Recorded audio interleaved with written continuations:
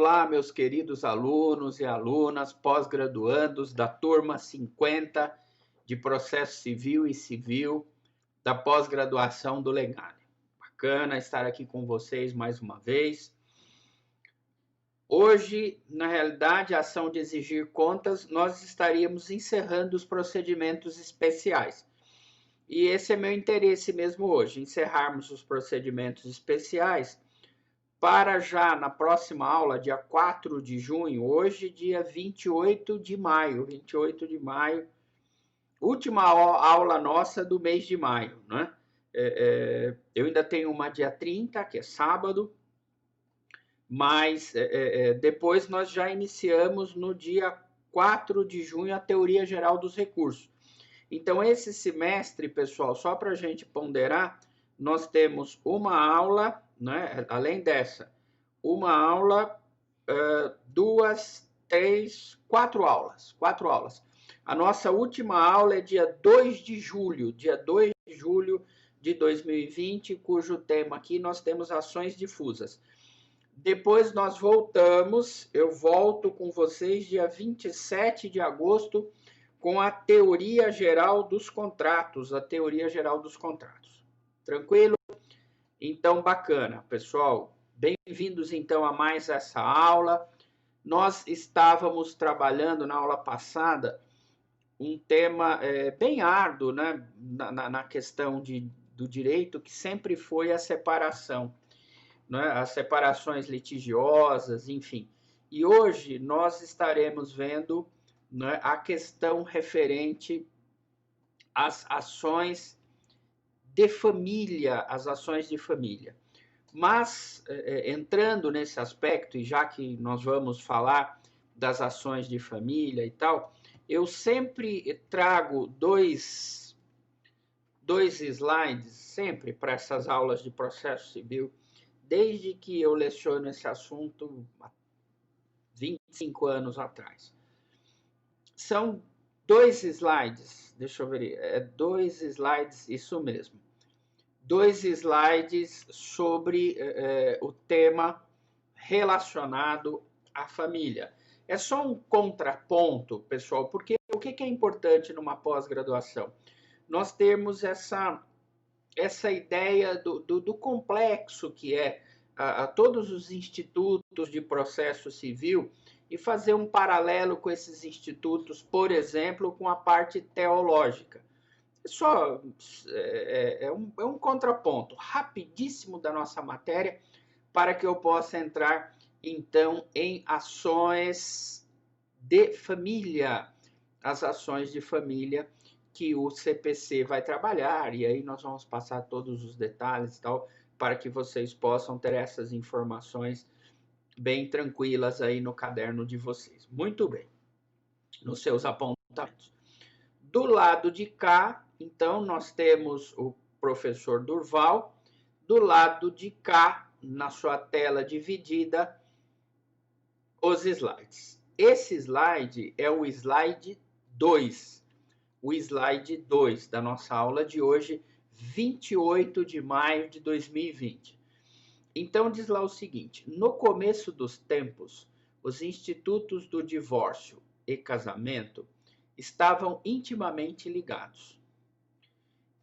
Porquanto, pela posição de inferioridade da mulher, são questões históricas, tá? Por favor. Bastava o homem repudiá-la, guarda essa palavra, repudiá-la, a qualquer momento no matrimônio, a possibilitar seu afastamento do seio doméstico, posto que, naquela época, o casamento interessava somente no âmbito econômico. Somente com o advento das regras religiosas criou-se a indissolubilidade do matrimônio. Em Roma, e aí eu lembro bem das minhas aulas de direito romano na PUC aqui em São Paulo, junto com o professor Caseiro, tantos anos ali, coisas inesquecíveis. Em Roma, 3 eram os motivos que punham fim ao casamento: a morte, a perda da capacidade e a perda do affectio maritalis. Com o cristianismo, retornou o casamento à condição de indissolubilidade de dantes, porque em Roma era possível, nesses 3 casos, você pôr fim ao matrimônio. Depois vem o Concílio de Trento, que foi um concílio importantíssimo em 1563, que consagrou o dogma do sacramento do matrimônio e a impossibilidade de sua extinção.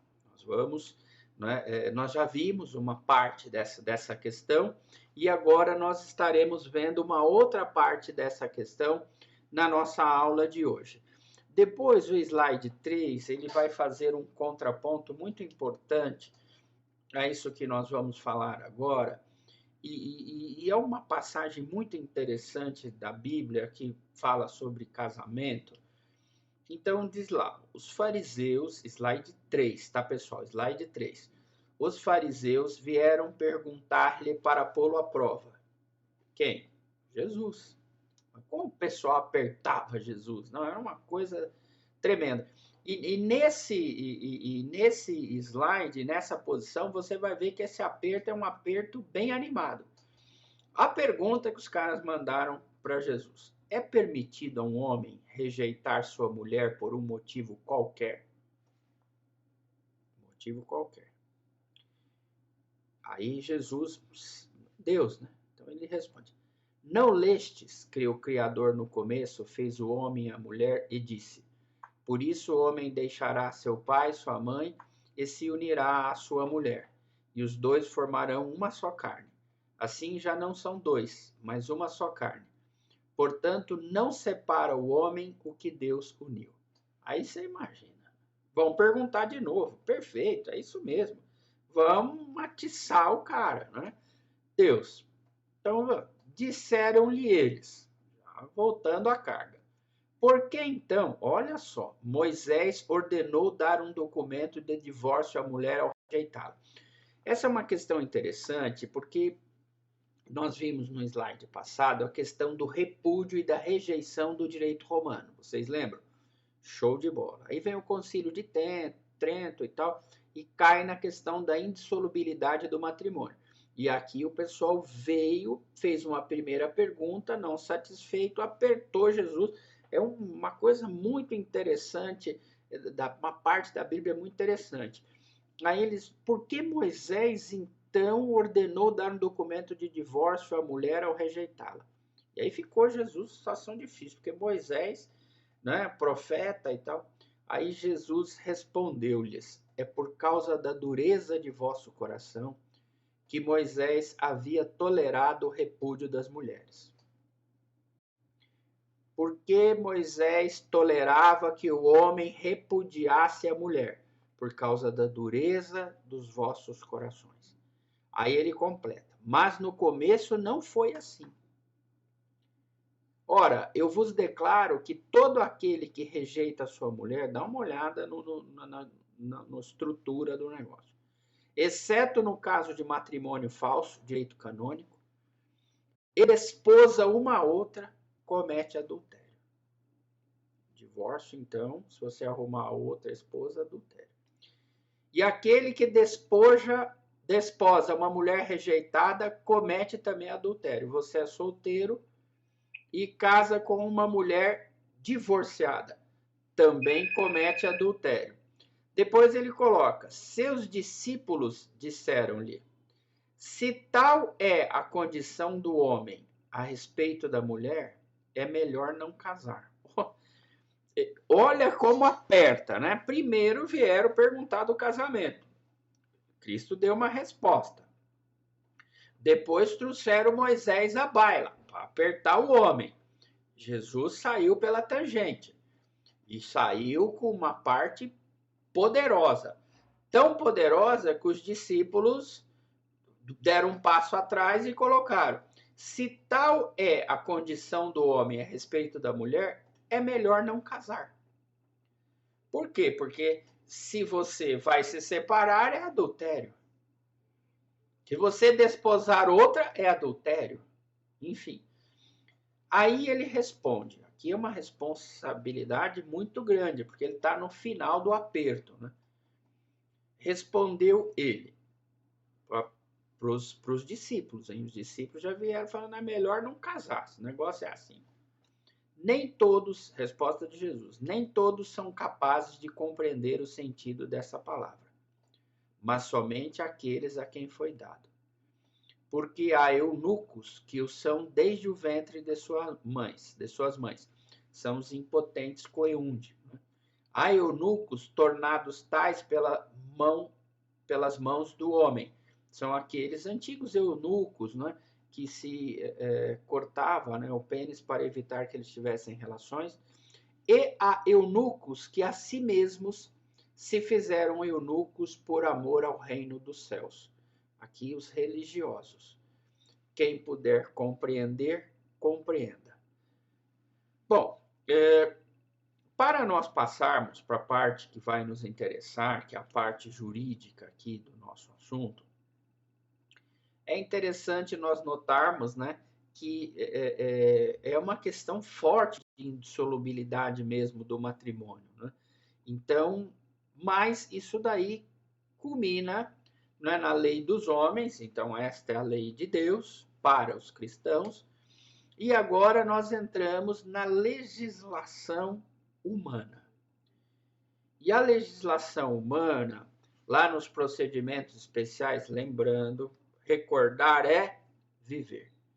Processo de conhecimento tem 3 pedacinhos: procedimento comum, cumprimento de sentença e procedimentos especiais. Nós estamos nos procedimentos especiais. Muito bem. E aqui nós temos das ações de família. E não copia nada, só vamos prestar atenção no professor Durval, depois eu vou ditar e tal, a gente vai. Então diz lá o seguinte: as normas deste capítulo aplicam-se aos processos contenciosos de divórcio, separação, reconhecimento, extinção de união estável, guarda e filiação. Então, esses dispositivos que vão do 693 ao 699 oferecem uma verdadeira teoria geral das ações de família. Então, onde está lá ações de família, teoria geral do CPC, pessoal? Coloquem o hífen, slide 4. Então, onde está lá teoria geral do CPC, coloquem o hífen.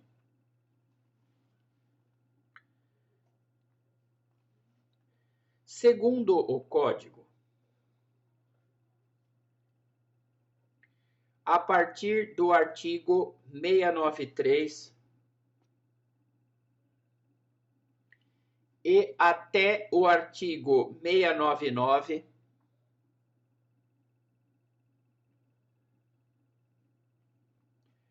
vírgula, apresenta o diploma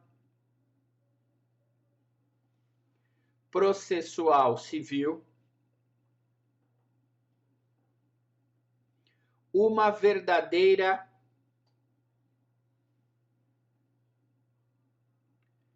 teoria geral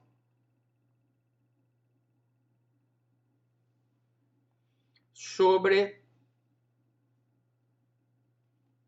as ações de família,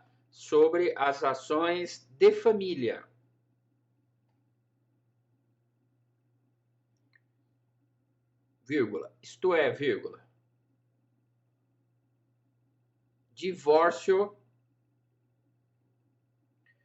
vírgula, separação,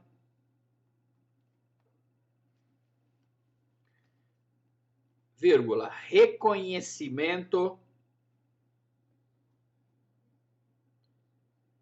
vírgula, não, reconhecimento, extinção de união estável, perdão, reconhecimento e extinção de união estável, vírgula, guarda, vírgula, visitação e filiação.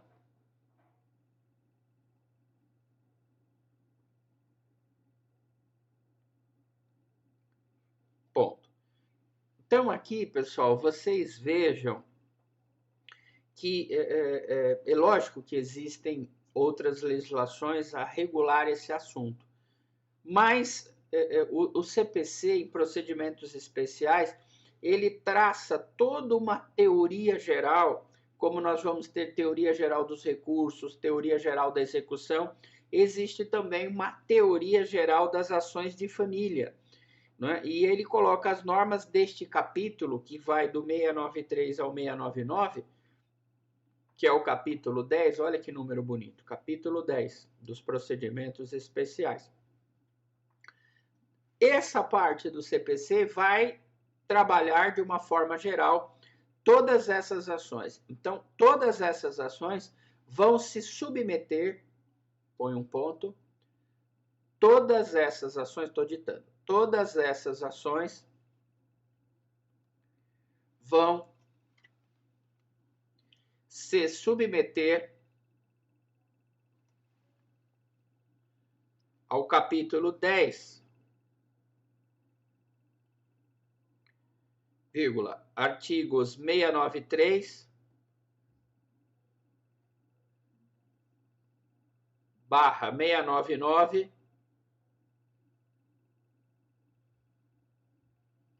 vírgula, universalmente, ponto, universalmente, ponto. Fechou, pessoal? Então vamos lá. Vou fazer, professor Durval, chegou aqui no meu escritório um reconhecimento, né, extinção de união estável, de dissolução de união estável. Professor Durval, para onde? Primeiro para os procedimentos especiais que estão aqui. Né? Para cá. Aqui estão as teorias gerais relacionadas a esse assunto. Pessoal, deixa eu só falar uma coisa para vocês. O professor Durval não vai se aprofundar, vai só trazer esses temas, porque daqui a pouco eu já vou entrar em embargos de terceiro, porque do dia 4 de agosto ao dia 20 de agosto, vocês vão ter o direito de família e sucessões. Então, aqui eu só estou pincelando. Na realidade, o professor Durval está só fazendo uma avant-première. E por isso que eu já vou entrar em embargos de terceiro, tá? Mas só para a gente entender que isso esses temas caros estão em procedimentos especiais e depois, muito provavelmente, o professor que está designado, que é o professor Carlos Eduardo Maia, então vai talvez discutir com vocês mais profundamente isso daqui. De qualquer maneira, nós já estamos vendo com o professor Durval. Depois, no slide 4, tem lá princípio da resolução consensual. Princípio da resolução consensual, tá vendo? Então, não copia nada, o 694 diz assim,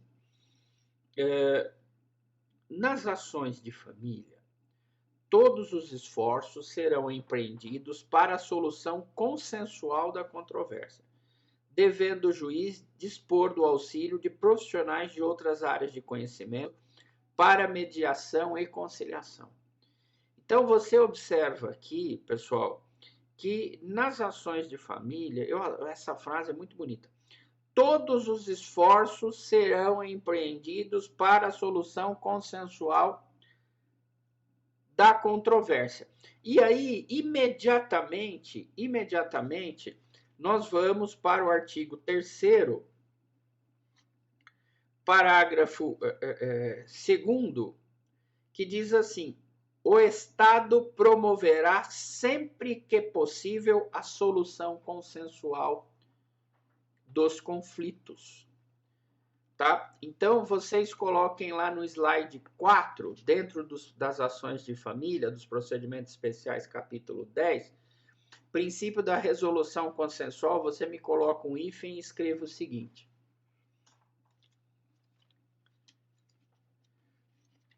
Por se tratar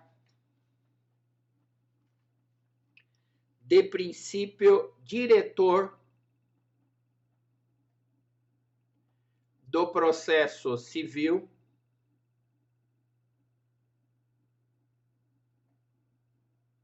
vírgula, nos termos do artigo 3º, parágrafo 2º do CPC,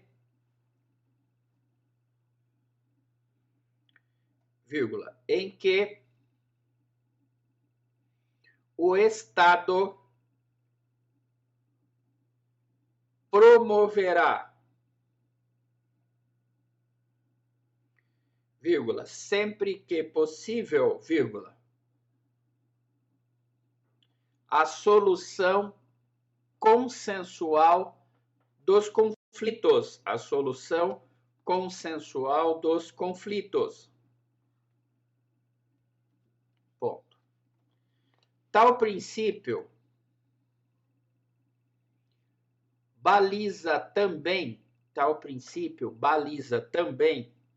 as ações de família, baliza também as ações de família, vírgula, porquanto o artigo 694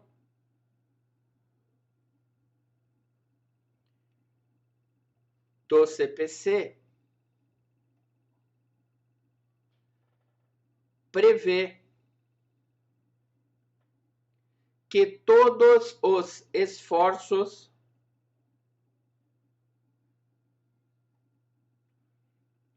serão empreendidos para a solução consensual das controvérsias envolvendo as lides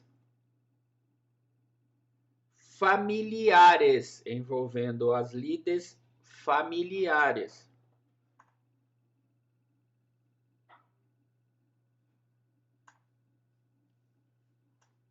Ponto. Então tá aí, pessoal, princípio da resolução consensual. O juiz promotor, segundo o artigo 3º, né, diz lá o seguinte, a conciliação, artigo 3º, parágrafo 3º, não precisa de colocar isso daí no caderno, o que está aí já basta. Mas ele coloca assim, a conciliação, a mediação e outros métodos de solução consensual de conflitos deverão ser estimulados por juízes, advogados, defensores públicos, membros do Ministério Público, inclusive no curso judicial, tá?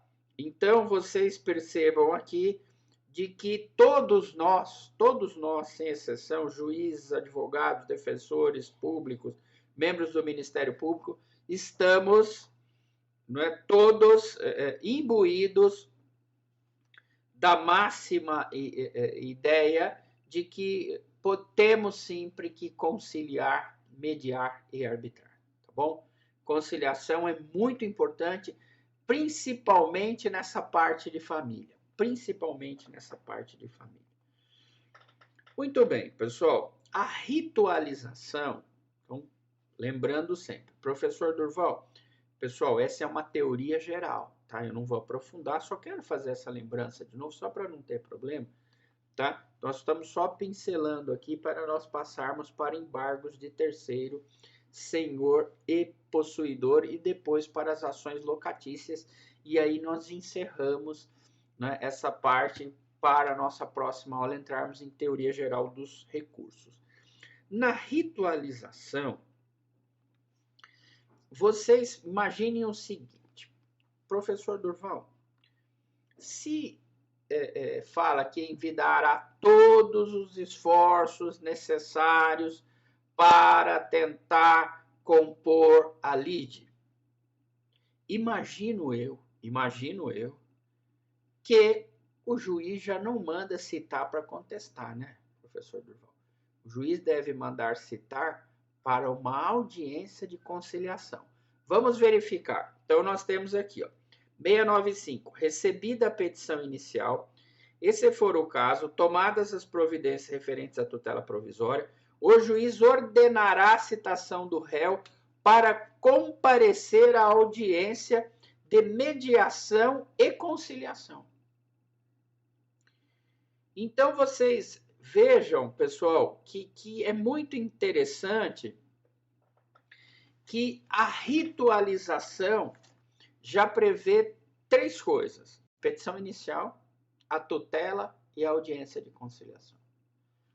Já me dá uma base para 3 aspectos aqui tranquilos, né? Então, onde está a ritualização no slide 4, você vai colocar um hífen e vai escrever o seguinte: tendo em vista o princípio da resolução consensual,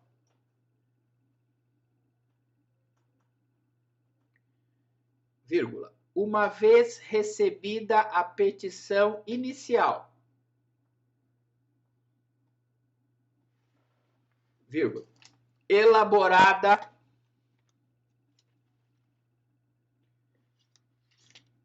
segundo as regras do artigo 319 do CPC, segundo as regras do artigo 319 do CPC, vírgula, estando ela em termos, o juiz vai observar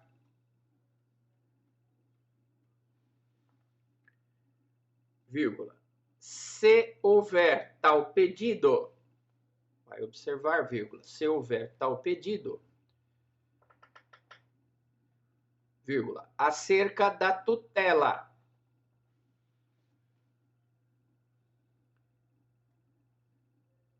vírgula, prosseguindo o feito com a expedição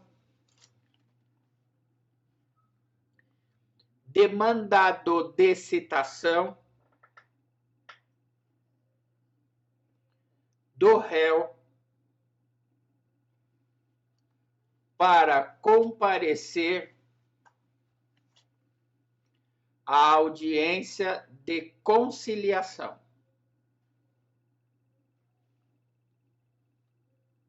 Ponto.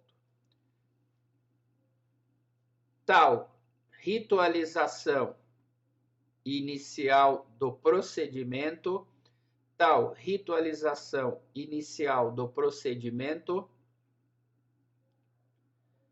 atende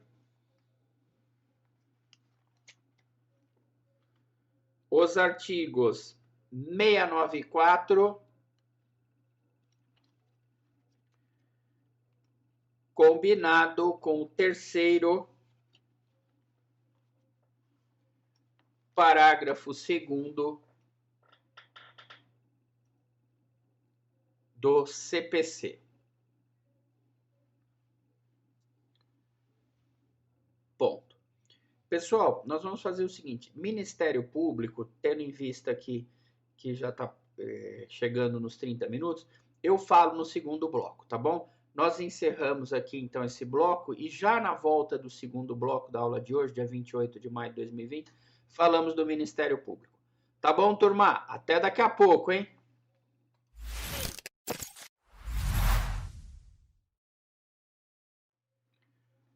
Olá, pessoal, bem-vindos então ao segundo bloco da nossa aula de hoje, 28 de maio de 2020. Minha querida turma de Processo Civil e Civil do Legale, turma 50. Bacana!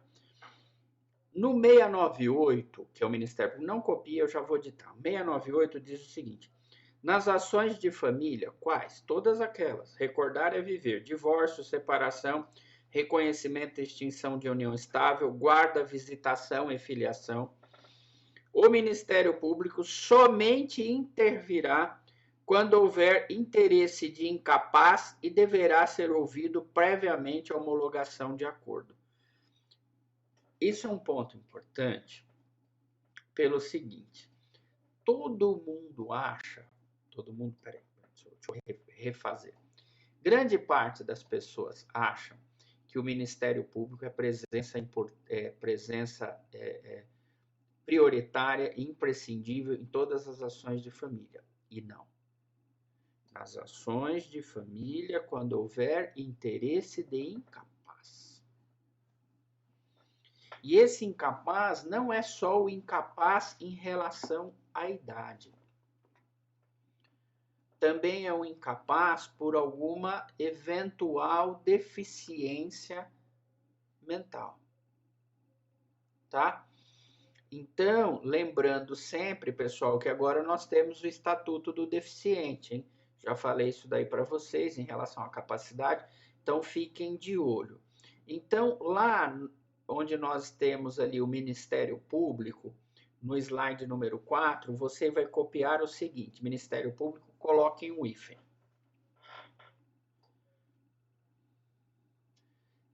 Não será em todas as ações de família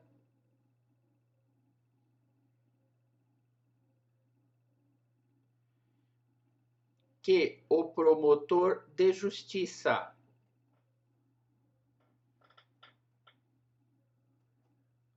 ou o procurador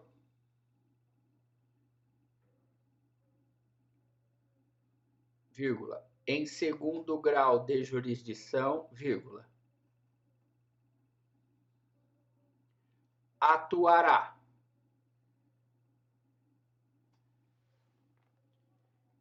vírgula, ele somente intervirá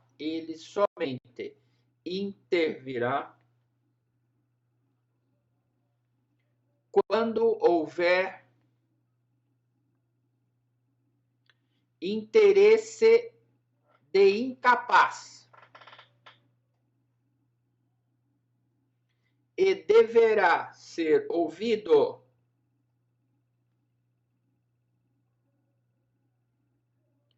previamente a homologação de acordo,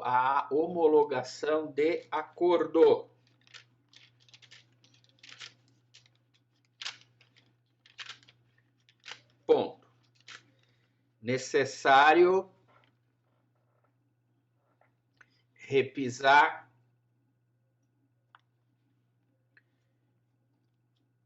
que a incapacidade do artigo 3º, do Código Civil foi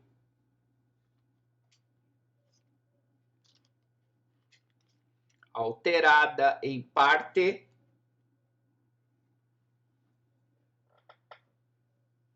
pela Lei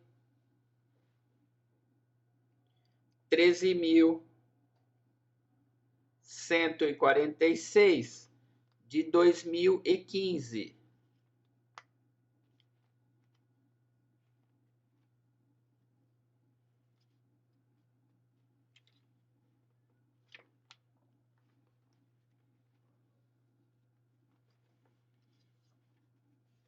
Vírgula, que instituiu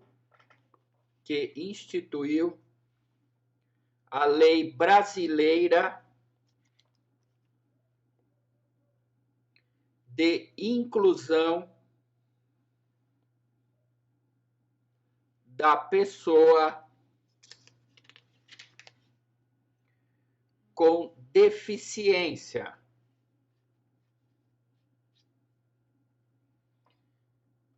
de natureza física, vírgula, mental, vírgula, intelectual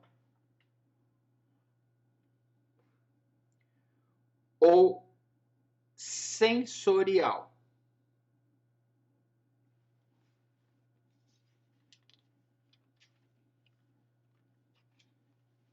Tudo bem, pessoal? Só relembrando, no artigo 6º dessa lei, diz o seguinte: a deficiência não afeta a plena capacidade civil da pessoa. Artigo 6º, a deficiência não afeta a plena capacidade civil da pessoa. Então, aqui é um ponto também importante para que vocês possam não é, anotar aí nos seus guardados para que o material de apoio seu da pós-graduação fique bem completinho, tá bom, pessoal? Fechou? Bacana. Então vamos nós para mais um slide, que é os embargos de terceiro. Nos procedimentos especiais, os embargos de terceiro. É lógico que isso é importante, sempre trabalharmos, né? Que, vou só pegar aqui para poder anotar não, deixar marcadinho. Diz lá dos embargos de terceiro. Inclusive, pessoal, estou usando para marcar o meu cartão do Legale, tá vendo? Que bacana. Que chique. Então, diz lá. Não copia. Daqui a pouco eu vou editar o conceito. Vamos só ler com o professor Durval o 674, que nós estamos trabalhando, então, né, os procedimentos especiais. Legal. E diz lá o 674. Quem não sendo parte no processo, aqui já matou a pau. Quem não sendo parte no processo. Pessoal, eu tenho muito embargo de terceiro, muito. Eu já perdi até as contas de quanto eu distribuí de embargo de terceiro. Já vi de tudo que você pode imaginar em falência, em liquidação de banco, em família, trabalhista. Embora eu não faça trabalhista, mas os embargos de terceiro eu ajudo bastante. Enfim, né? É bem animado. Embargos de terceiro, assim como ações de família, é um procedimento especial que o professor Durval entendeu por bem trazer à baila para discutir com vocês, assim como as ações locatícias.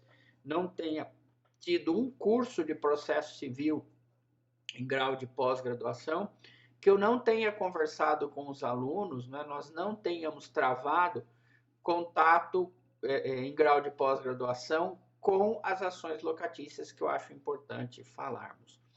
Muito bem, então 674, não copia, depois eu vou ditar outro conceito. Quem não sendo parte no processo, sofrer constrição ou ameaça de constrição. Então, aqui é uma coisa importante que nós temos, o direito ele fala o seguinte, violação do direito ou ameaça ao direito. Violação do direito ou ameaça ao direito. Na posse, nós temos a violação com o esbulho, né? E nós temos, né, a turbação como sendo, então, essa ameaça. Aqui também. Essa pessoa que não é parte no processo já sofreu a constrição ou está em vias de, por exemplo, uma penhora. Já penhorou a minha casa. Ou fiquei sabendo pelo meu vizinho, que é tio-irmão de fulano de tal, que o juiz da 7ª Vara Trabalhista, ele vai mandar uma penhora no meu imóvel, hein? Já estou sabendo. Então, não está penhorado ainda, não sofreu ainda a constrição, mas há uma ameaça de sofrer.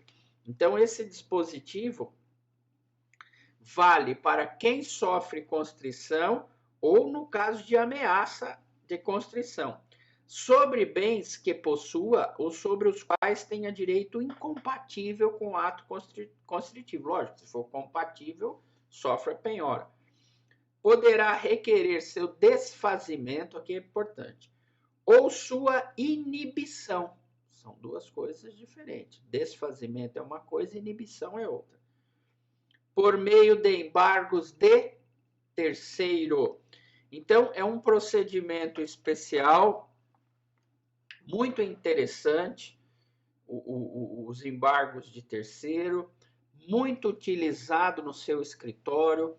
Nós temos tantos casos, né, de embargos de terceiro que se torna até uma peça que você sempre vai usar, tá? Sempre vai usar. Muito bem, pessoal. Então, nos embargos de terceiro, lá no slide número 5, nós vamos colocar o seguinte no conceito. Slide 5. Está lá, o conceito de embargos de terceiro, que é um dos vários procedimentos especiais. Diz lá assim, então já estou ditando, tá? O conceito, slide 5, embargos de terceiro. Quem, vírgula, não sendo parte num feito,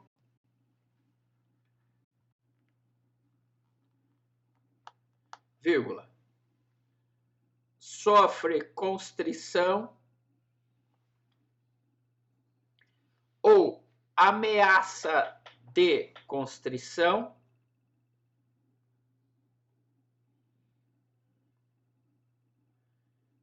vírgula, pode defender-se por meio dos embargos de terceiro.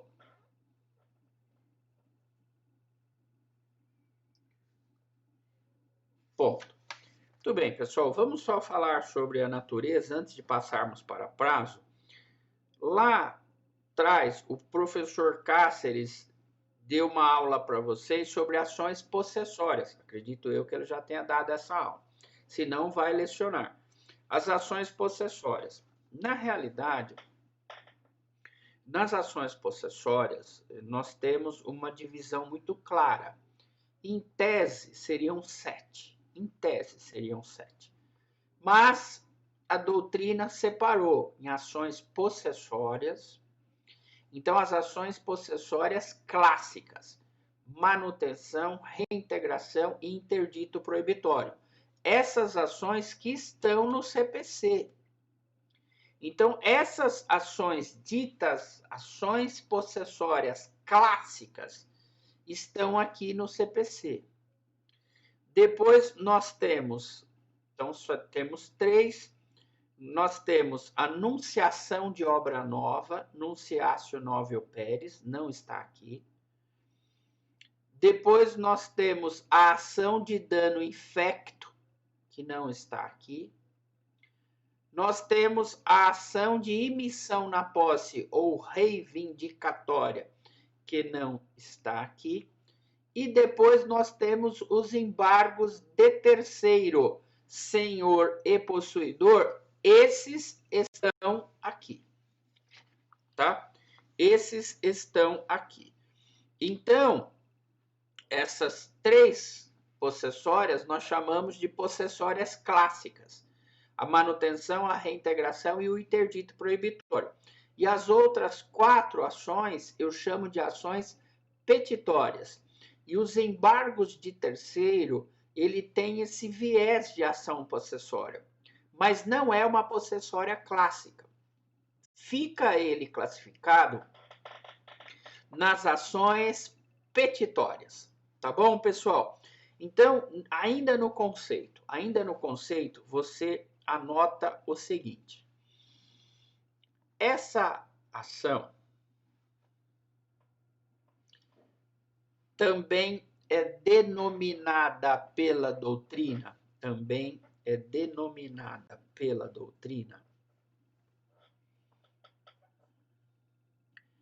vírgula, como embargos de terceiro, senhor ou possuidor,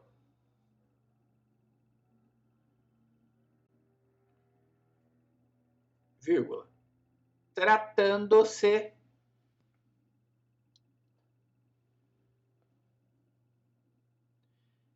vírgula, dentre os interditos possessórios, vírgula, dentre os interditos possessórios,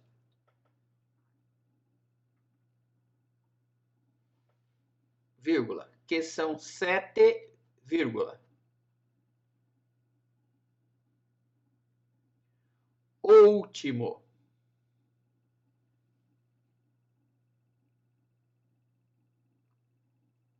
Ponto. Não é procedimento especial,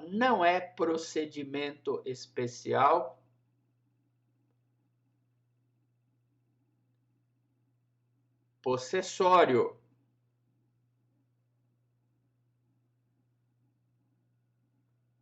Vírgula, mas petitório.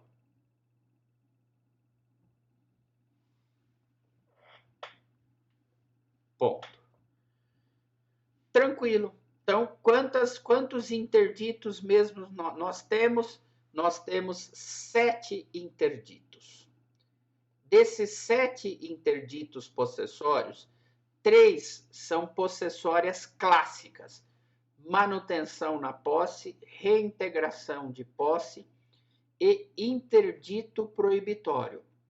Depois nós temos 4 ações ditas petitórias: nunciação de obra nova, dano infecto, ação de emissão na posse ou reivindicatória e, por fim, embargos de terceiro, senhor e possuidor.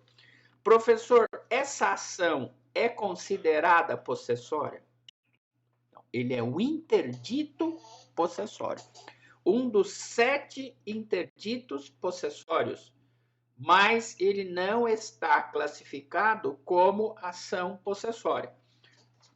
Tanto é que quando você vai no CPC, isso é importante pra caramba, para quem dá aula, né? Para quem precisa de enxergar todas essas questões em termos de pós-graduação e vai dar aula, vocês percebam que no capítulo 3 dos procedimentos especiais, eu tenho as ações possessórias. As ações possessórias. E depois de uma breve disposições gerais, eu tenho a manutenção, eu tenho a reintegração e eu tenho o interdito proibitório. Ora, se os embargos de terceiro fossem um tipo de ação possessória, eles estariam aqui no capítulo 3. E não estão. Estão no capítulo 7. Então, o legislador, com base na doutrina imobiliária, não inseriu os embargos de terceiro dentre as ações possessórias. Nem poderia, porque essa parte da doutrina é uma parte muito firme, tá? Em entender, muito firme, em entender que os embargos de terceiro não podem ser considerados ações possessórias, e sim um dos interditos possessórios, o último deles, subclassificado como petitória. Beleza? Beleza. Professor, prazo dessa ação. Essa é uma tranquilidade para nós. Né? Diz aqui, 675, eu vou ditar, calma, eu vou ditar. Os embargos podem ser opostos a qualquer tempo. Puxa, eu adoro essa expressão a qualquer tempo. Mas é uma expressão que depois tem palavras. E aí fica difícil, porque você que é ligeiro, você vai falar, mas não era a qualquer tempo? Por que ele fala a qualquer tempo e depois o código delimita? Eu aqui acho que desculpa, esse a qualquer tempo não deveria ter essa expressão. Nós deveríamos ler o seguinte, o 675. Os embargos podem ser opostos, né, no processo de conhecimento enquanto não transitado em julgado. Veja, é uma questão de gramática. A sentença e no cumprimento de sentença ou no processo de execução, até 5 dias depois da adjudicação da alienação por iniciativa particular ou da arrematação, mas sempre antes da respectiva carta. A construção gramatical do 675 é difícil. Ela é difícil. Ficou a qualquer tempo, depois não é a virgem, que não é a qualquer tempo nada, depois vem sempre antes da carta. Nossa, professor, eu pirei aqui. Por favor, torna esse dispositivo mais claro. tá? Então, vocês observem aqui que nós temos 3 hipóteses bem distintas. Primeiro, eu tenho o processo de conhecimento. Aqui eu vou ter um prazo. Depois, eu tenho o processo de execução. Aqui eu vou ter outro prazo. Depois, eu tenho o cumprimento de sentença. Aqui também, o mesmo prazo da execução. Então, na realidade, eu tenho 2 prazos. Um para o processo de conhecimento e o mesmo depois para cumprimento de sentença e para execução. Então, prazo, coloquem lá. 2 pontos. Letra A. Processo de conhecimento. Processo de conhecimento. Coloquem um hífen. Neste caso, o autor dos embargos de terceiro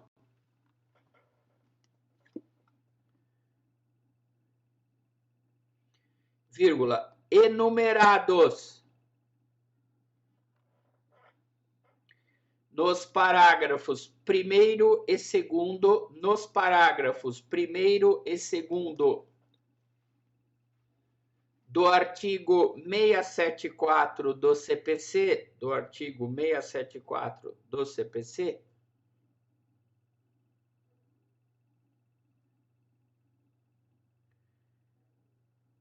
vírgula, poderão opor embargos de terceiro, poderão opor embargos de terceiro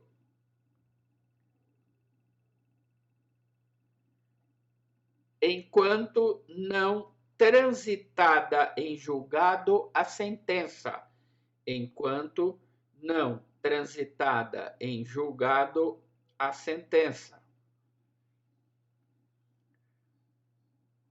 Ponto e vírgula, letra B. No cumprimento de sentença, no cumprimento de sentença e na execução,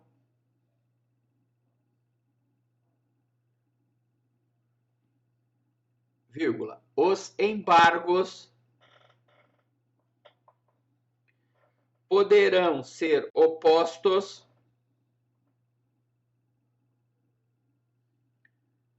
até 5 dias depois da adjudicação, vírgula, da alienação por iniciativa particular ou da arrematação, vírgula. Mas sempre antes da assinatura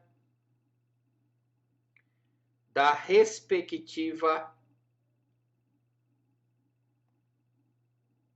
carta. Ponto. De se observar que o prazo para propositura dos embargos é bastante elástico,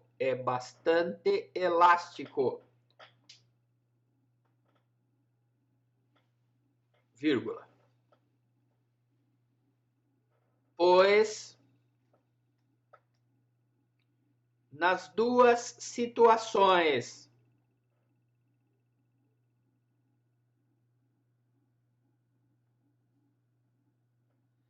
eles poderão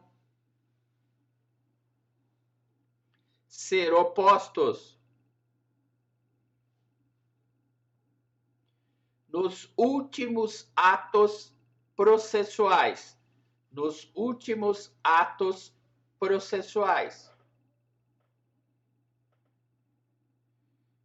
vírgula, que são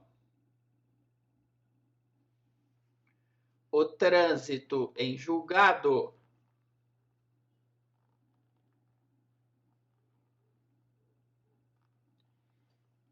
e a alienação dos bens do devedor. Ponto. Isso daí é importante porque quando você fala, e aí agora tem sentido, quando você fala a qualquer tempo, quando chegam embargos no escritório, eu fico tranquilo, porque eu falo, nossa, que período que nós estamos, nem sentença tem, nossa, imagina, se nem sentença tem, imagina o trânsito em julgado. Então, nem se iniciou ainda o cumprimento de sentença. E mesmo que nós tenhamos o trânsito em julgado da ação de conhecimento, iniciando o cumprimento de sentença, seu prazo dos embargos vai até a arrematação. Quer dizer, é tempo pra caramba. O professor transitou em julgado aqui, o cara iniciou o cumprimento de sentença. Beleza, então vai até a venda do imóvel. E na execução a mesma coisa. É lá no finalzinho que eu vou opor embargos.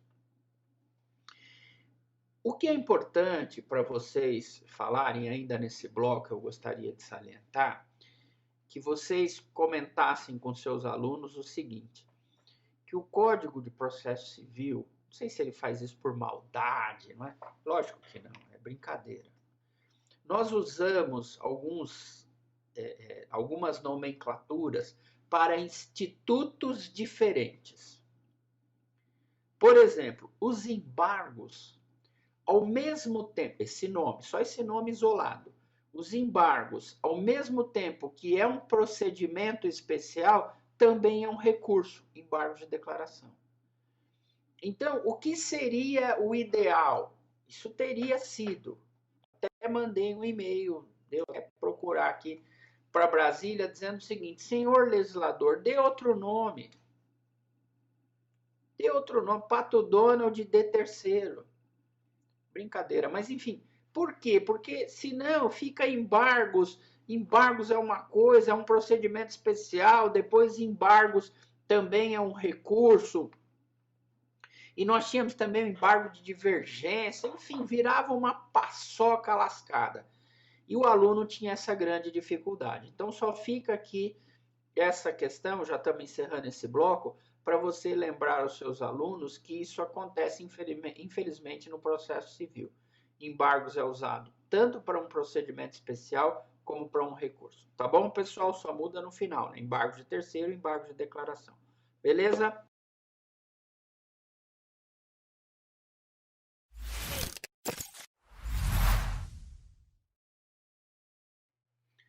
Olá, pessoal. Bem-vindos, então, ao terceiro bloco, né, da nossa aula de hoje. Nós vimos a questão do prazo, colocamos aí no caderno de vocês. E agora vamos para a competência. Competência. Vamos lá. O que diz o 676 aqui? Diz assim: os embargos serão distribuídos por dependência ao juiz e ordenou a constrição e autuados em apartado. Para mim, é o que vai para o caderno.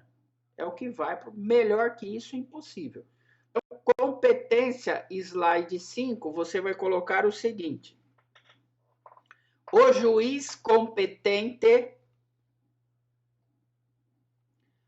para apreciar os embargos de terceiro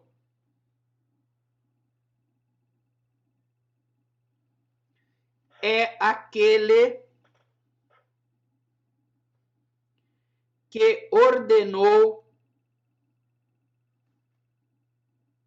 a constrição.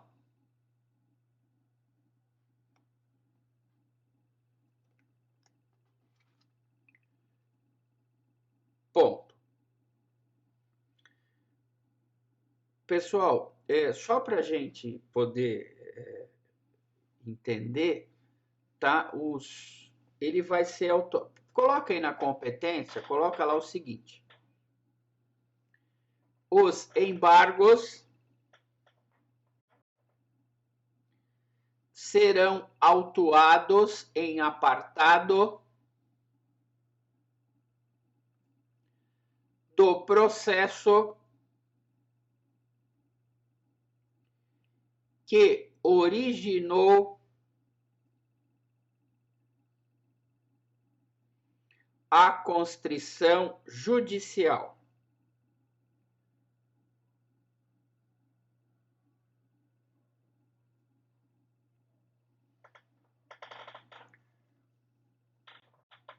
Ponto. Tranquilo, pessoal? Beleza.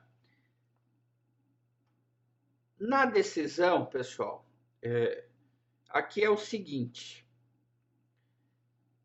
Coloquem um hífen, eu vou ditar. A decisão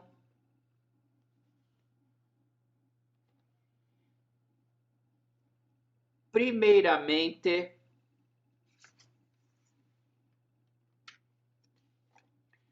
vai apreciar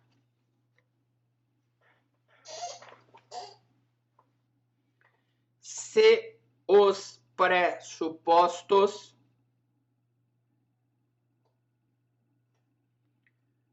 dos embargos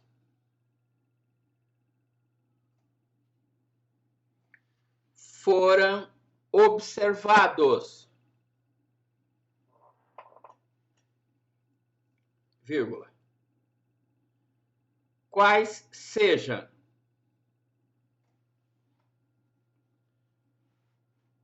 dois pontos, letra A, condição de proprietário ou possuidor, condição de proprietário ou possuidor,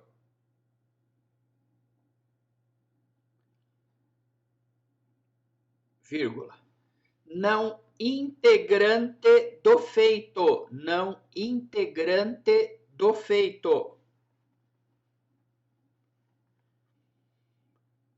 ponto e vírgula.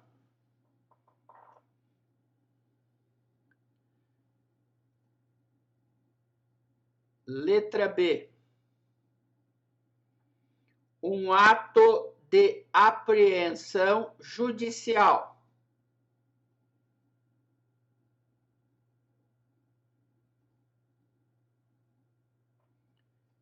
Dele originado, ponto e vírgula.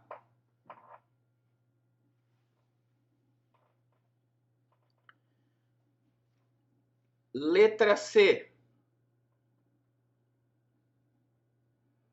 Observância do prazo do artigo 675.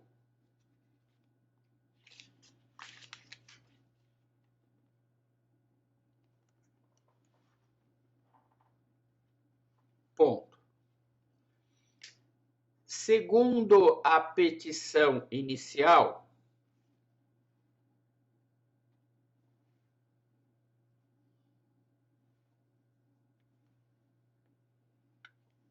o juiz vai apreciar o desfazimento ou inibição da ordem constritiva,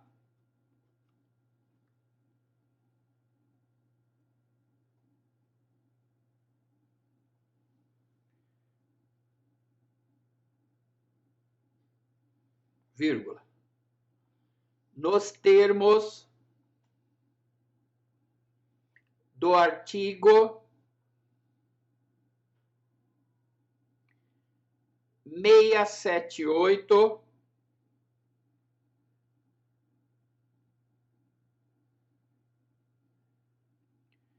do CPC.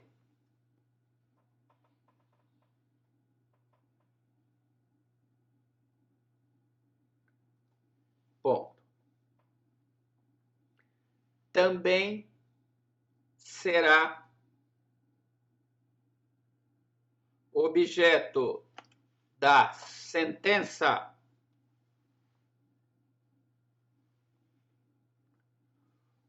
o cancelamento da ordem constritiva, vírgula, mediante o reconhecimento do domínio, mediante o reconhecimento do domínio, vírgula, da manutenção da posse,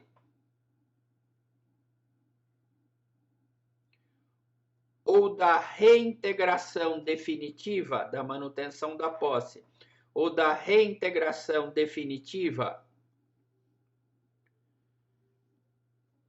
do bem ou do direito do embargante,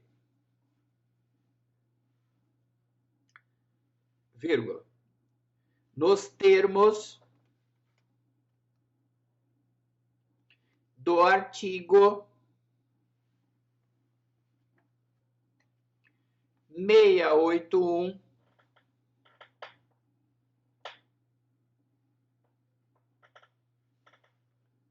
do CPC. Ponto. Muito bem, senhores doutores, senhoras doutoras, nós vamos passar agora para o exame. Deixa eu ver, acho que eu trouxe 2 julgados, é isso? 2 julgados, isso, de embargos de terceiro. O primeiro no slide 6, tá? É do Tribunal de Justiça de Minas Gerais, o relator é o Dr. Rogério Medeiros, isso em 12 de julho de 2019. E ele vai dizer o seguinte, era uma apelação, embargos de terceiro, ao nosso caso, né? Penhora imóvel, usufruto vitalício, Aí ele coloca possibilidade da penhora da nua propriedade. Ponto. Resguardados os direitos do usufrutuário. E aí ele continua. Nós vamos já discutir tudo isso, viu? Fica tranquilo que nós vamos discutir tudo isso. É possível a penhora da nua propriedade desde que resguardado o usufruto existente. Muito bem. O usufruto, você vai aprender comigo. Deixa eu verificar aqui. Lá para outubro desse ano, tá? Mas eu vou adiantar aqui fazendo, como eu disse agora há pouco, uma van premiere, não é? Um trailer, não, como é que a moçada chama quando vai de filme assim, fala spoiler. Vamos dar um spoiler aqui. Então nós temos, pessoal, o direito das coisas, ele é separado em direitos reais e posse. Então isso é o Código Civil. Direitos reais e posse. Nós temos 13 direitos reais. A última é a laje. 13 direitos reais. Dentre esses direitos reais, eu tenho o usufruto. O usufruto mais conhecido é o usufruto familiar. Só para a gente entender esse julgado. Então, no usufruto familiar, eu tenho a figura do usufrutuário, que é aquele que vamos pensar um imóvel, né? Que é o imóvel, é o caso aqui é um imóvel. Então, um imóvel, então o usufrutuário está lá, normalmente, nesses casos, é um usufruto vitalício, até a pessoa falecer. Então, o usufrutuário está lá na posse do imóvel e do outro lado está o proprietário. O proprietário, ele é chamado de nu proprietário. Nu proprietário, porque ele está peladão, né? Com as partes de fora? Não. Ele é nu proprietário porque ele está despido de dois dos poderes que ele tem, que é o poder de usar e o poder de frutificar. Enquanto o usufrutuário estiver na posse do imóvel, esses dois poderes, do uso e do fruto, não estarão com o proprietário. Por isso, nós falamos que ele está nu. Ele é um nu proprietário, porque são 4 poderes da propriedade: usar, frutificar, dispor e reaver. 2, ele não está com ele, está com o usufrutuário. Então, ele está nu. Por isso, nós chamamos nu proprietário. E depois, o que ele está falando aqui? Que é possível a penhora da nua propriedade. Isso quer dizer o seguinte, quer dizer que lá num determinado processo, por favor, vamos pensar que é o seu filho, bonitão.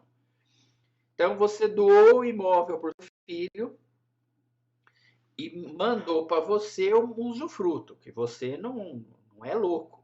Se você doa para ele, ele já vai queimar o imóvel, já vai cheirar aquele imóvel logo, não é? Então, não vai fazer isso. Então, você doa para ele, mas mantém o usufruto com você. Quero ver ele vender com o velho lá dentro.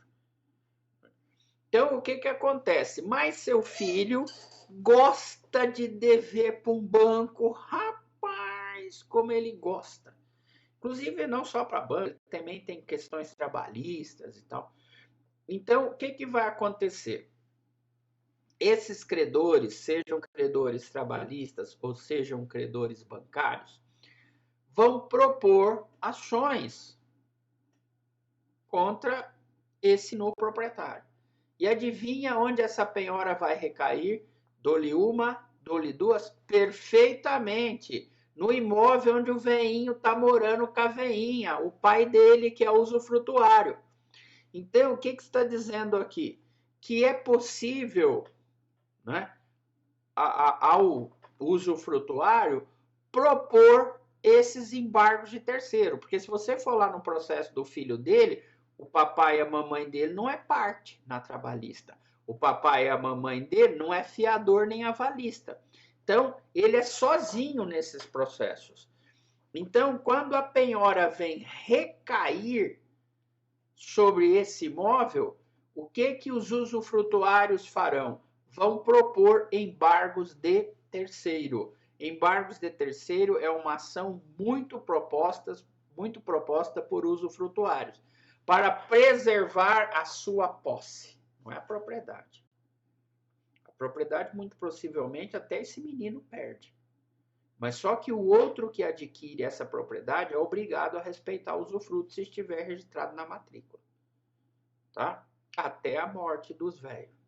Pode acontecer quando Jesus chamar ou quando acontecer alguma coisa, falando, esses velhos estão morrendo, está demorando muito para morrer, vou ajudar. Lógico que aí é crime, né?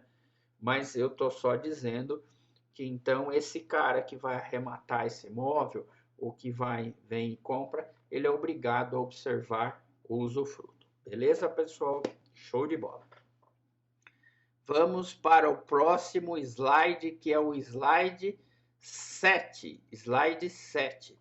O número da cabala, da Madonna, um número sagrado. Tantas vezes Jesus não falou 7. Hein? Então, diz lá o seguinte, embargo terceiro, penhora, imóvel de novo. Imóvel é animado, né? Execução por título extrajudicial. Aqui, né? Já vai, deixa eu verificar quem está com execução fundada em títulos extrajudiciais. O professor Fábio Batista Cáceres. Ele está com essa aula aí de execução por título extrajudicial.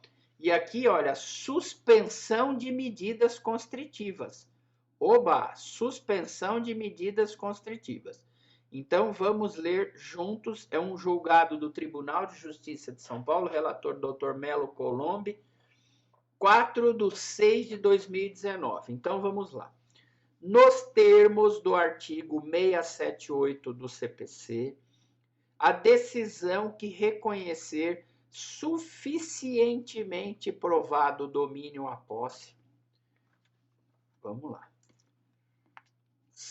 Vamos recordar, porque recordar é viver. Recordar é viver. Né? Diz lá. Determinará a suspensão das medidas constritivas sobre os bens litigiosos objeto dos embargos. Veja que o 678 diz o seguinte, essa é a emenda, ou 678. A decisão que reconhecer suficientemente provado o domínio à posse determinará a suspensão das medidas constritivas sobre os bens litigiosos. Olha só, tá igual, professor, tá igualzinho aqui. Objeto dos embargos. Ele copiou, doutor Melo, não tem problema nenhum, gosto assim, tá certo, doutor Melo? Aí depois, não tem perigo, ele está com a lei legalista. Depois vem 2. Os documentos apresentados aos autos conferem probabilidade do direito invocado. Demonstram que a compra e venda dos imóveis ocorreu mesmo antes da distribuição da execução. Com isso, suficientemente demonstrado o domínio para fins de suspensão dos atos constritivos. Ele suspendeu, ele não determinou ad forever, para sempre. Então, aqui, olha, ele até coloca, não é, de que uma probabilidade do direito invocado. Então, ele ainda não definiu, ele não sentenciou definitivamente os embargos de terceiro. Né? Ele disse o seguinte, ele falou, olha, diante da probabilidade da documentação, eu suspendo a medida constritiva. É isso que o doutor Melo Colombi fez aqui, ad cautelam, por cautela, tá? E aí depois para frente, então muito provavelmente, né, depois do 678, ele vai partir para aquele dispositivo que eu falei para vocês, que é o 681. Aí não é uma suspensão. Aí o 681 diz: a constrição judicial indevida será cancelada. Então, ele deu uma decisão liminar, uma decisão de tutela do 678, mas não julgou. O julgamento é do 681, quando definitivamente será cancelada essa medida constritiva. Beleza, pessoal? Tranquilo? Eu gosto muito dessas discussões de jurisprudência por uma razão, né? Eu acho que compete ao professor, pessoal, fazer o seguinte, discutir o mais, fixar o conteúdo. Eu acho que isso é o mais importante, a fixação do conteúdo. E essa fixação do conteúdo, ela passa por esse meio pedagógico, que é examinar os julgados para que então nós possamos fixar a matéria que nós discutimos. Show de bola? Show de bola. Chegamos, nós estamos aqui no nosso terceiro bloco, nas ações locatícias. Professor Durval, as ações locatícias estão localizadas em que lugar do CPC? Não. Essas ações locatícias são procedimentos da legislação esparsa. Muito bem, elas estão lá na 8.245, 8.245/91. Lá no artigo 58 e seguintes. Aqui fala, título 2, dos procedimentos. Então, professor Durval, eu já entendi. Todos os procedimentos que o senhor falou até agora eram procedimentos inseridos dentro do CPC. Exato. Esses, então, é um plus da aula. Não é? São procedimentos da legislação esparsa. Fechou? Fechou. Só que são ações também. Por isso que estão incluídos dentro das aulas de processo civil. E assim, pessoal, sempre as turmas me pedem e falam o seguinte: professor Durval, já que o senhor é o coordenador de imobiliário, por favor, dá uma palhinha para nós dos procedimentos das ações locatícias. Então, eu sempre faço isso, tá bom, pessoal? São 4 procedimentos. 4. Hoje, talvez, nós não consigamos ver os 4, mas não tem problema. Na aula que vem, a gente termina e já inicia a teoria geral dos recursos. Então, não tem problema nenhum. Nós estamos super em dia com a matéria, tá tudo tranquilo. Então, vamos lá, pessoal. Ações locatícias. Quantos procedimentos mesmo são, professor Durval? 4. Despejo, renovatória, revisional e consignação. Professor Durval, eu acho que a consignação, deixa eu verificar aqui, o professor Cáceres já lecionou. Sim, ele já lecionou a consignação, mas a consignação como procedimento especial do CPC. Do CPC. Nós estaremos vendo a consignação como um procedimento especial da 8.245/91, que é a lei de locações, tá bom? Turma, antes de nós entrarmos no slide 9, que já entramos nas ações, eu gostaria só de fazer assim uma explanação bem pequenininha do contrato de locação, não é? Da 8.245/91. Tem muito advogado que, infelizmente, ele faz um pouco de confusão. Pessoal, essa locação da 8.245/91, que o professor Durval vai falar agora, só vale para bens imóveis localizados no perímetro urbano. Presta atenção, isso é importante. Antes de nós ingressarmos nas ações locatícias, é importante que nós saibamos, né, de que só estão incluídos na 8.245 os imóveis urbanos, residenciais e não residenciais. Não, professor, mas no meu caso é diferente. Eu aluguei um sítio.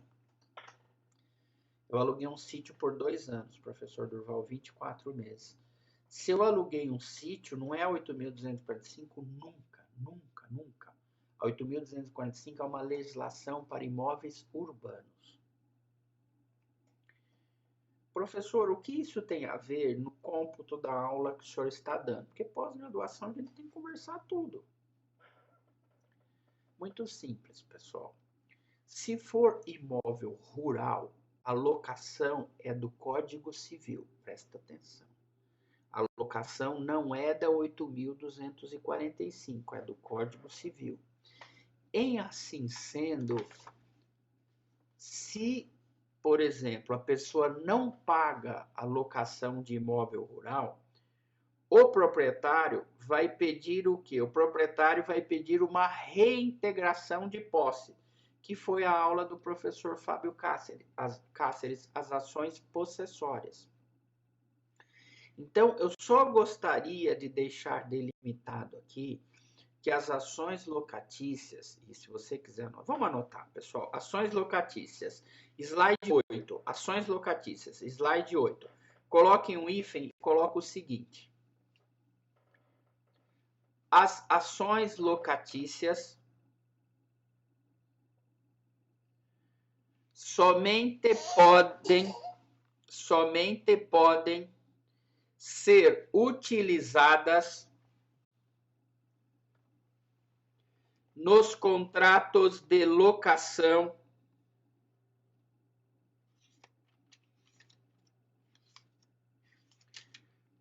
abrangidos pela Lei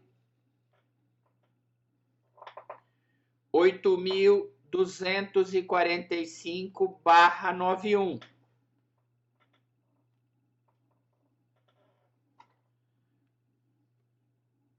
Ponto. Assim, as ações locatícias não podem ser usadas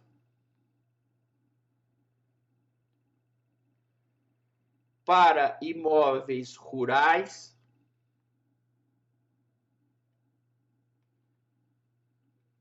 vírgula, nem mesmo para as locações descritas no parágrafo único do artigo 1º da Lei de Locações.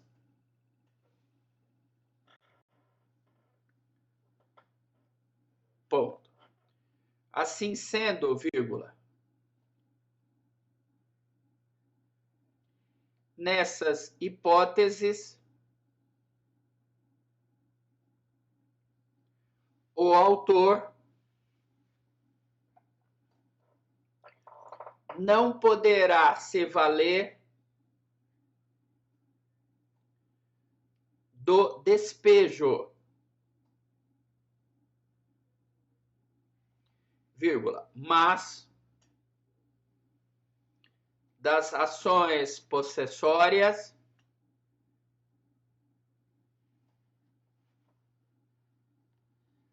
para reaver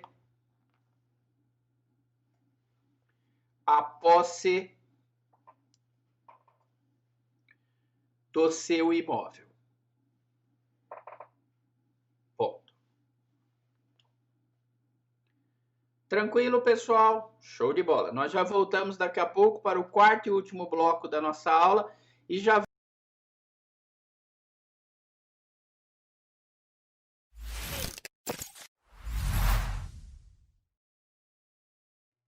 Olá, pessoal, bem-vindos então ao último bloco da nossa aula de hoje, dia 28 de maio de 2020, último bloco da nossa aula e a última aula do mês de maio.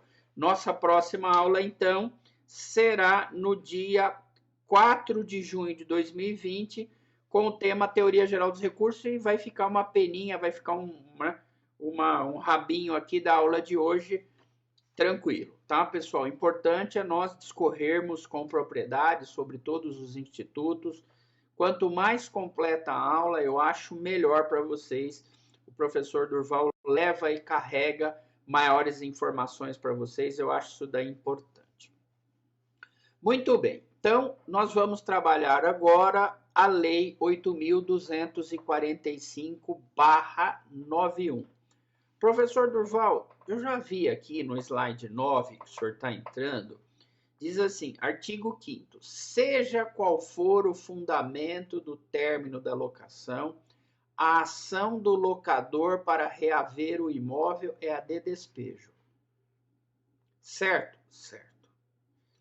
O que ele quer dizer, professor? Antes do senhor avançar para o próximo bloco, vamos com calma. Vamos com calma, porque vai dar tudo certo. Eu não entendi essa parte. Seja qual for o fundamento do término da locação. Bom, o que ele está querendo dizer, o legislador aqui? Ele está querendo dizer que o término da locação se deu por inadimplemento.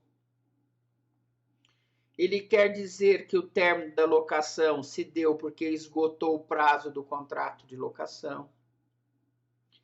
Ele está querendo dizer que o término da locação se deu porque o dono pediu o imóvel para uso próprio. E o locatário entregou, né? Não. Porque você está propondo ação de despejo. O locatário não devolveu. Primeiro, a ação de despejo, né? Ela pela montagem do artigo 5º, né, ela fala em término da locação. Tá? Então, assim, é muito importante essa parte, pessoal, pelo seguinte. Isso é uma decisão do locador. Por favor, eu vou dar um exemplo. Por favor, um exemplo. Eu tenho um inquilino ou locatário há 17 anos. Pensa num cara que paga em dia. Mas, por causa da pandemia, por causa da economia, enfim, 1 milhão de coisas, ele não paga. Inclusive antes da pandemia. Já está indo para a 6ª atrasada. Professor Durval, o senhor vai propor ação de despejo? Não necessariamente. O locador pode só propor a ação de cobrança dos aluguéis. Ele não deseja o término da locação. Entenderam, pessoal? Isso pode acontecer. Escuta, o senhor não vai despejar? Não, eu não vou despejar. De jeito nenhum. O cara está 17 anos comigo. Só que ele não me paga. E se eu não mover uma ação, também não vou constranger ele. Então, eu não quero o despejo dele. Eu só quero que ele pague. Então, eu vou propor uma ação de cobrança de aluguéis sem o despejo. Tá? Então, essa é uma das hipóteses que há essa possibilidade. Tá? Então, o artigo 5º ele vai nessa seara. Né? Então, o que seria essa ação de despejo? Se você for ao código não, perdão, a lei de locação, a gente fala tanto do código, né? Que você vai verificar o artigo 59 das ações de despejo, que nós não vamos entrar imediatamente nesse aspecto, nós vamos falar um pouquinho sobre as disposições gerais, né, antes das ações locatícias. Mas o despejo, diz lá, que começa no artigo 59, ele já fala direto em desocupação. Mas essa é a ideia do despejo, é um desalojamento, não é uma ação possessória, é uma ação desalojatória. Mas antes de nós entrarmos nesse querido, amado e estimado despejo, eu até alterei a ordem aqui, então o slide 9 fica as disposições gerais das ações locatícias. Artigo 58. Então, você vai ver em vermelho lá no artigo, na vinheta 9, no slide 9, que eu alterei, eu fiz porque vai ficar melhor para vocês, a disposição geral, né? As disposições, perdão, gerais das ações locatícias. Muito bem. E vale para todas, professor Durval? Vale para todas, né? Como nós já estamos falando, deixa eu só acertar aqui. Muito bem. Às vezes tem um detalhinho, né? E aí eu já faço esse acerto aqui. Então, o que o Durval vai falar agora para vocês é muito importante e vale para as 4 ações. Vale para a ação de despejo, vale para a ação renovatória, vale para a ação revisional e vale para a consignação. E diz lá o artigo 58 da 8.245/91. Ressalvados os casos previstos no parágrafo único do artigo 1º, nas ações de despejo, consignação em pagamento de aluguel e acessórios da locação, revisionais de aluguel e renovatórias de locação, preste atenção, porque eu gosto de dar os nomes como está no artigo 58. A lei fala o nome, eu vou assim, eu sou legalista, vocês me conhecem bem. Professor Durval é legalista. Como se chama a ação? O 58 fala ações de despejo. Ação de despejo. Professor Durval, como se chama a consignação? Consignação em pagamento de aluguel e acessório da locação. Não erra, tá? É o nome da lei. A outra, revisional de aluguel. Show de bola, professor. E a outra, renovatória de locação. Lindo. eu vou dar esses nomes da cabeça do 58, do CAPT do 58. Vem comigo que você não erra, filho. Vem comigo que você não erra. Todas as vezes que você usa a lei, você não erra. Então, vem lá a pessoa e diz o seguinte: o nome da sua ação está errado. Mas vamos lá no artigo 58, ação de despejo. O que tem de errado? Realmente, ação de consignação em pagamento de aluguel e acessório da locação. O seu nome está errado. Então, vamos no 58, consignação em pagamento de aluguel e acessório da locação. Realmente, então não fica com a lei que você não erra. Tá? Então, tudo que eu vou falar agora vale para as 4 ações. Fechou, pessoal? Então, vale para as 4 ações. Primeiro inciso: os processos tramitam durante as férias forenses e não se suspendem pela superveniência delas. Bom, e também é o fim, né? Pô, o cara não paga seu aluguel. Você manda uma ação de despejo no lombo do cara. Pô, e para nas férias a sua ação. Tenha santa paciência. Aí não dá, né? Você é louco para pegar o seu imóvel de volta, para alugar ele para outra pessoa, e o processo para nas férias. É o fim da picada. Então a legislação fala que não se suspendem pela superveniência delas. 2. É competente para conhecer e julgar tais ações o foro do lugar da situação do imóvel, salvo se outro houver sido eleito no contrato. Professor Durval, até agora não tem dificuldade nenhuma. Foro do lugar da situação do imóvel. É só olhar no contrato de locação, tá lá. Qual é o foro? Assunto encerrado. Né? Qual é o local do imóvel? Salvo se outro houver sido eleito no contrato. Então, sei lá, você aluga uma ação, você aluga um imóvel em Perdizes e coloca como foro de eleição, por exemplo, Santana. Então, ou, salvo se houver sido eleito no contrato, o juiz vai sempre olhar, o advogado que vai propor a ação, qual é o primeiro lugar que eu vou? Foro do imóvel? Não. Eu vou no foro de eleição. Vou lá no foro de eleição. Aí no foro de eleição você não erra. Tá? Muitas vezes o foro de eleição é o mesmo do imóvel. Aí o advogado é bom. Eu gosto do foro de eleição, foro do imóvel. Tá?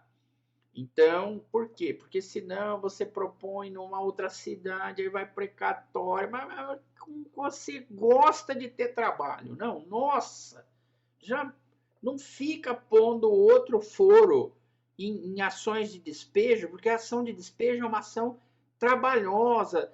Tem que ir lá, oficial de justiça, mandado de despejo. Queridão, é onde está o foro do imóvel. Não inventa, não inventa.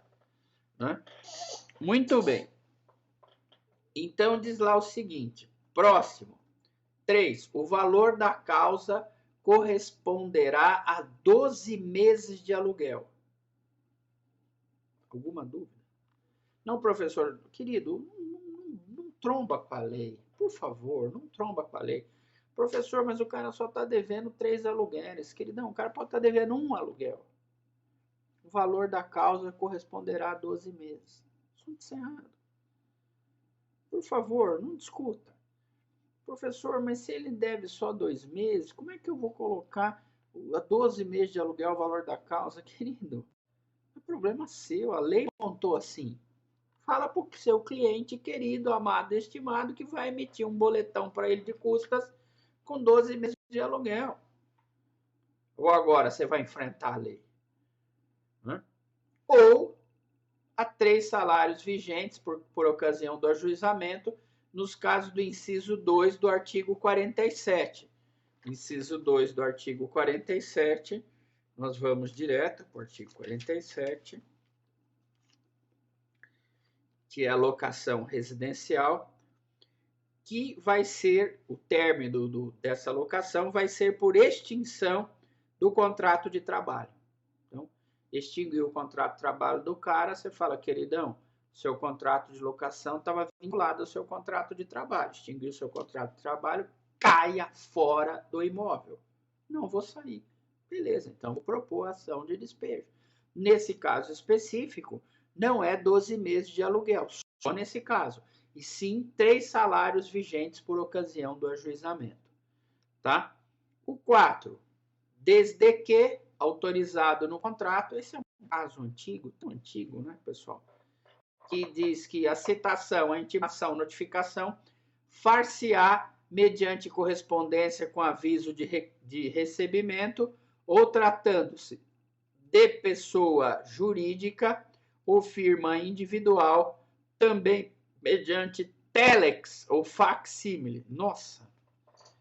Telex, pessoal, facsímile. Dá uma olhada nisso daqui. Se você pegar um menino de 11 anos de idade e falar o que é telex, ele vai falar, nossa, nem sei o que é isso, facsímile, fax. Isso aí é uma coisa que era da nossa época, que ficava soltando o papel, lembra? Parecia uma impressora. Nossa, telex, aquela fitinha com aqueles buraquinhos, né? Tinha operador de telex, era uma super mega ninja, não é? A polícia falava meio, sala de meios, onde ficava o telex, o facsímile, né? Ou ainda sendo necessário pelas demais formas previstas no CPC. Então aqui você me atualiza para o CPC. O professor Durval, e pode e aplica o CPC? Lógico que aplica. Lógico que aplica. Né? Então, por exemplo, você vai lá no finalzinho da lei e diz o seguinte, o artigo 79, ó, no que for omissa esta lei, aplicam-se as normas do Código Civil e do Código de Processo Civil. Artigo 79. No que for omissa esta lei, aplicam-se as normas do Código Civil e do Código de Processo Civil. Então, professor Durval, dá para aplicar? Dá para aplicar, tranquilo. E, por fim, os recursos interpostos, no inciso 5, slide 9, os recursos interpostos contra as sentenças terão somente efeito devolutivo. Fica ligado nisso daqui, nas 4 ações, hein? Despejo, renovatória, revisional e consignação não tem efeito suspensivo, só o devolutivo. Isto é, mando para o tribunal processo sem suspender o bonitão. Né? Então, isso daqui é importante, tá? O slide 10, nós já vimos, seja qual for o fundamento do término da locação, a ação do locador para reaver o imóvel é a de despejo. Muito bem. Então, nós vamos para o próximo, que é, vamos lá, deixa eu só colocar aqui para vocês certinho, beleza? Slide 11, pessoal. Muito bem. Nós já estamos entrando nessa mocinha, então, que é a ação de despejo. Então, o que vai dizer lá? Lembrando sempre que essa é uma legislação um pouquinho mais antiga do CPC, então tem essas questões que nós estamos falando agora, tá? Então, por exemplo, terão rito ordinário. Então, não é que é um rito ordinário, deixa eu só fazer aqui uma... O que vocês precisam de entender, pessoal? Quantos ritos nós temos? Isso é importante. Professor Durval, quantos ritos? Presta atenção, isso é importante. Pelo novo CPC, nós temos 2, o processo de conhecimento e o processo de execução. Dentro do processo de conhecimento, eu tenho 2 ritos. Eu tenho o procedimento comum e eu tenho o procedimento especial. Dentro do processo de execução, eu já tenho vários ritos que estão aqui. Ó. Vamos lá, por exemplo, verificar. Execução para entrega da coisa, execução de coisa certa, execução de coisa incerta, execução de obrigação de fazer ou não fazer, execução por quantia certa, né? execução fiscal, enfim, nós temos vários procedimentos executórios. Então, quando ele fala que as ações de despejo terão o rito ordinário, é que assim, ela, obviamente, ela começa, não é, com esse jeitão da 8.245, então eu não diria que terão um rito ordinário, porque isso daqui é uma coisa do passado. Eu colocaria aqui, se fosse, teria esse rito especial, tá? Então, você veja que o parágrafo 1º do 59 já diz: conceder-se-á liminar para desocupação, não é, em 15 dias, independentemente da audiência da parte contrária, e desde que prestada a caução no valor equivalente a 3 meses de aluguel nas ações que tiverem por fundamento exclusivo. Pontos importantes aqui, pessoal. Em primeiro lugar, essa liminar é uma liminar inaudita altera pars, sem ouvir a parte contrária. Você entendeu? Independentemente da audiência da parte contrária. É uma liminar poderosíssima. Porque qual é o objeto da ação de despejo? Desalojar. E o juiz já faz esse despejo na liminar. Tanto é, mas depois ele pode voltar atrás? Pode. O tribunal pode dizer que não, a liminar está errada. Mas para isso que você presta a caução no valor equivalente a 3 meses de aluguel, para eventualmente indenizar o locatário que saiu inaudita altera pars. Então, essas hipóteses do 59, que são os incisos, pessoal, eu não vou ler inciso por inciso, tá? Mas são questões pesadas.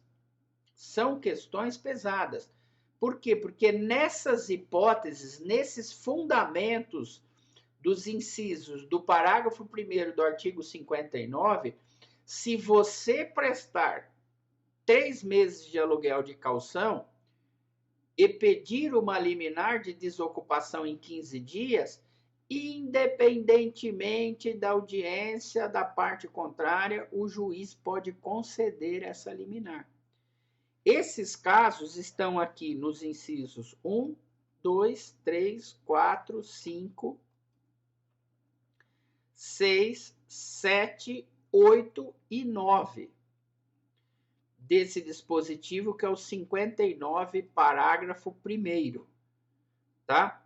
Então, essa é uma parte importante, tá? Fica aqui essa ponderação, pessoal, para que vocês, então, saibam, não é, que poder de fogo que tem o despejo.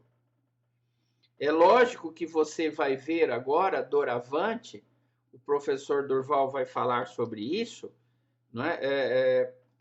Das peculiaridades do despejo.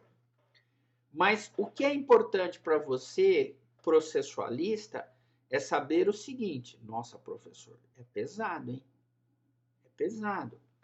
Porque, em linhas gerais, professor Durval, se é que eu entendi, essa liminar ela é meio satisfativa, né? Sim, indiretamente satisfativa. Lógico que você pode, em grau de recurso, derrubar essa liminar. Mas é uma liminar inaudita altera pars para o cara desocupar em 15 dias. É lógico que tem peculiaridades que nós estaremos vendo agora, não é? E essas peculiaridades poderão, não é, abrandar, não é, esses casos. Mas não é sempre que isso daí vai acontecer, tá bom, pessoal? Então, vamos lá, direto para o 13, direto para o 13.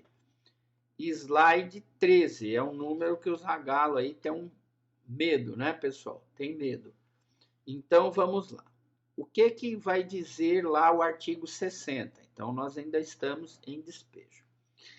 Nas ações de despejo fundadas no inciso 4 do 9º, inciso 4 do 47, inciso 2 do 53, a petição inicial deverá ser instruída com prova da propriedade do imóvel do compromisso registrado. O professor Durval, vocês sabem que eu sou organizado, eu já coloquei para vocês em vermelho nesse slide quais seriam essas hipóteses, que são as hipóteses do 4 do 9, 4 do 47 e 2 do 53. Então, nesses casos específicos, além da petição inicial, observar os ritos do 319. Por quê? Por uma razão muito simples. Quando você vai no artigo 59, conceder-se-á o descumprimento disposto no termo da locação, papapá, falta de pagamento. O professor Durval, deixa eu só fazer uma pergunta para o senhor. Ele não fala como vai ser a petição inicial. Não, ele não fala. Então, a petição, como nós, na ausência de informação na 8.245/91, de como será a petição inicial, e uma vez observado o disposto no artigo 79, que diz que se aplicam, no que for omissa, as normas do Código de Processo Civil, e é omissa da petição inicial, eu vou usar o 319. Então, eu vou usar o 319 na ação de despejo. Nos casos em que eu estou colocando em vermelho aqui, além de todos os documentos que você vai pôr, que documentos são esses? Contrato de locação,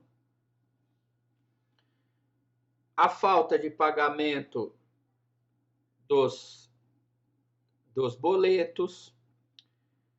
O que mais, professor? A notificação premonitória, dizendo, ó, o negócio é o seguinte, a vaca foi pro brejo, eu vou meter ação de despejo. Também vou inserir, não vou ler esses incisos, mas também vou inserir a prova de propriedade do imóvel ou do compromisso registrado. Porque esses incisos, você vai ver, é para uso próprio. Porque o imóvel é meu e eu quero usar. Eu quero usar porque eu sou o proprietário. Ah, é, bonitão, você é o proprietário e quer usar? Me prova que você é o proprietário. Então, nesses casos específicos, eu vou ter que, na minha petição inicial, além desses documentos que nós conversamos agora, também, né, colocar a prova da minha propriedade, tá? Então, vamos lá. O que o 61 vai falar? Ele vai falar o seguinte: nas ações fundadas no parágrafo 2º do artigo 46 e nos incisos 3 e 4 do artigo 47, se o locatário, então vamos lá, parágrafo 2º do 46. Então vamos, parágrafo 2º do 46. Qual que é o parágrafo 2º? Ocorrendo a prorrogação, o locador poderá denunciar o contrato a qualquer tempo, concedido prazo de 30 dias para desocupação. E nos incisos 3 e 4 do 47, se for pedido para uso próprio ou se for pedido para demolição. O locatário, no prazo da contestação, manifestará sua concordância com a desocupação do imóvel. É lógico, você já recebeu a denúncia vazia. Você já recebeu a denúncia vazia. Como é que é a denúncia vazia? Caia fora do imóvel agora, 30 dias. E o outro, para uso próprio, né? Ou para uso do descendente, cônjuge, companheiro. Nesses casos específicos, o locatário, na contestação, ele pode manifestar sua concordância. Ele fala, não, tá certo. Eu estou pagando em dia, mas acabou o contrato, ele já me notificou para mim sair, né? E aí, presta atenção que essa é interessante. O juiz acolherá o pedido, fixando o prazo de 6 meses para desocupação. Isso daqui é uma prerrogativa do locatário só nesses casos de denúncia vazia e de pedido para uso próprio ou para demolição e edificação. Tá? Então ele vai falar o seguinte: olha, eu saio, já concordo com o seu pedido de despejo, só que eu quero 6 meses para desocupação. E aí diz, o juiz acolherá o pedido, impondo ao vencido a responsabilidade pelas custas e honorários advocatícios de 20% sobre o valor dado à causa, ponto. Se a desocupação ocorrer dentro do prazo fixado, o réu ficará isento dessa responsabilidade. Caso contrário, será expedido mandado de despejo. Professor, nem pensa em acabar com essa aula, nem pensa. Se o senhor não me falar agora nos casos de falta de pagamento. Não, pessoal. No caso de falta de pagamento, ele não pode usar essa prerrogativa de 6 meses. Ele só pode usar essa prerrogativa de 6 meses no caso de denúncia vazia, quando ele é notificado para sair em 30 dias, ou nos casos do inciso 3 e 4 do 47. Porque, afinal de contas, 6 meses é um tempo grande. Lembrando que nesse período ele paga aluguel, tá? Ele não vai ficar 6 meses lá bonitão sem pagar aluguel. Não, ele vai pagar aluguel. Mas ele tem que manifestar, no prazo da contestação, sua concordância com a desocupação do imóvel. Essa é uma prerrogativa que a lei confere ao locatário nesses casos. Pessoal, então para a aula que vem, anota aí, na aula que vem, a gente começa no slide 14, que é a ação de despejo mais comum. Qual é a ação de despejo mais comum? Falta de pagamento do aluguel e acessórios da locação. Então, na próxima aula, a gente já inicia na ação de despejo fundada na falta de pagamento de aluguel e acessórios da locação. Muito provavelmente na aula que vem a gente termina isso daqui, termina a teoria geral dos recursos, tá bom? Muito provavelmente a gente vai fazer isso daí. Pessoal, um grande abraço para vocês. Continuamos então aí no nosso isolamento social, não é? Isso tem salvado bastantes vidas, né? E aí um abração do professor para você, para todos os seus parentes, fiquem na paz, tá? E eu não vejo a hora de chegar junho para nós estarmos juntos em mais uma aula, tá bom? Então, nós ingressamos na próxima aula na ação de despejo por falta de pagamento. Tá bom, pessoal? Grande abraço a vocês. Tchau e até a próxima aula.